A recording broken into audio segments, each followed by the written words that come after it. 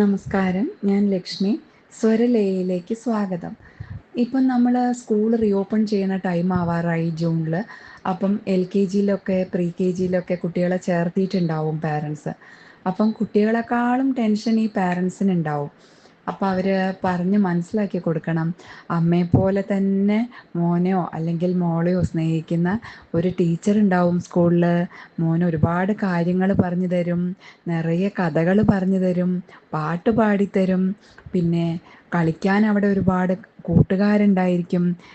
ഊഞ്ഞാലും കളിക്കാൻ കുറേ സാധനങ്ങളുണ്ടാവും. ചിത്രം വരയ്ക്കാനും കളർ ചെയ്യാനും ഒക്കെയുള്ള കാര്യങ്ങളുണ്ടാവും.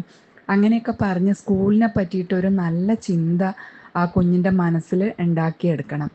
അതേപോലെ തന്നെ ജൂണിൽ ഈ കുട്ടികൾ സ്കൂളിലേക്ക് വരുമ്പം ചെറിയ ക്ലാസ്സിലുള്ള ടീച്ചേഴ്സ് അവരോട് വളരെയധികം സ്നേഹത്തോടും ക്ഷമയോടും കൂടി അവരെ കൈകാര്യം ചെയ്യണം. അതങ്ങനെ തന്നെയാണ് ചെയ്യണത്. എന്നാലും ഈ കുഞ്ഞു മക്കളുള്ള പാരൻസും ടീച്ചേഴ്സും ഒരേപോലെ ഈ കുട്ടികളെ ഹാൻഡിൽ ചെയ്താൽ, അതായത് വളരെ സ്നേഹത്തോടും ക്ഷമയോടും കൂടി അവരെ കൈകാര്യം ചെയ്താൽ നമ്മളെ കുട്ടികൾ എന്നും ഹാപ്പി ആയിട്ടിരിക്കും.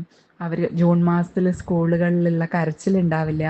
അവർ വളരെ സന്തോഷത്തോടു കൂടി സ്കൂളിലേക്ക് പോകും. ചിലപ്പം ചില കുട്ടികൾ പറയാറുണ്ട് വീടിനേക്കാളും ഇഷ്ടം സ്കൂളാണ്.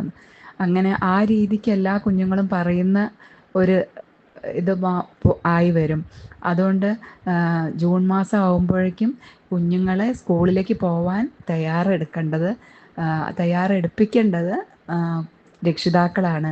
അവരത് പറഞ്ഞ് ഇടയ്ക്കിടയ്ക്ക് പറഞ്ഞ്, അതേപോലെ സ്കൂളിൻ്റെ വീഡിയോസൊക്കെ കാണിച്ചു കൊടുക്കുക. വേറെ സ്കൂളിൻ്റെ ആയാലും കളിക്കുന്ന സാധനങ്ങൾ വീഡിയോസ് അങ്ങനെയൊക്കെ കാണിച്ചു കൊടുത്ത് കുട്ടീൻ്റെ മൈൻഡിലൊരു ഇൻട്രസ്റ്റ് ഉണ്ടാക്കിയെടുക്കുക സ്കൂളിൽ പോകാൻ വേണ്ടിയിട്ട്.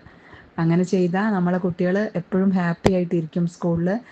പാരൻസിനും അതിൻ്റെ ടെൻഷൻ ഉണ്ടാവില്ല. ടീച്ചേഴ്സിനും അത് ഹാൻഡിൽ ചെയ്യാൻ ഈസി ആയിരിക്കും.